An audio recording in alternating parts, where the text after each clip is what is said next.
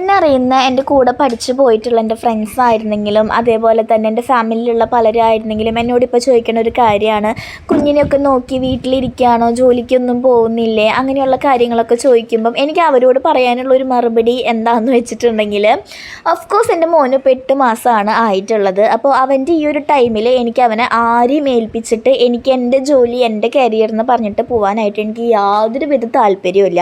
കാരണം അവൻ്റെ ഈ ഒരു സമയം അതെനിക്ക് നാളെ തിരിച്ച് കിട്ടില്ല. ചിലപ്പോൾ എനിക്ക് നാളെ പിന്നെയും ജോലിക്ക് പോകാൻ പറ്റുമായിരിക്കും.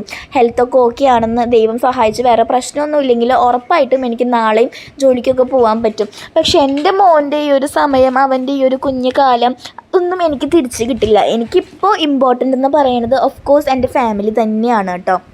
കല്യാണം കഴിഞ്ഞിട്ടിപ്പോൾ 1 വർഷവും 4 മാസമാണ് ആയിട്ടുള്ളത്. ഞാൻ 6 മന്തേ ഹസ്ബൻഡിൻ്റെ വീട്ടിൽ നിന്നിട്ടുള്ളൂ. 7-ാം മാസം എൻ്റെ സീമന്തായിരുന്നു. എന്നെ പ്രസവത്തിന് കൊണ്ടുപോയി. അത് കഴിഞ്ഞ് മോൻ്റെ 3 മാസം കഴിഞ്ഞിട്ടാണ് കേട്ടോ ഞാൻ തിരിച്ചു വന്നിട്ടുണ്ടായിരുന്നത്.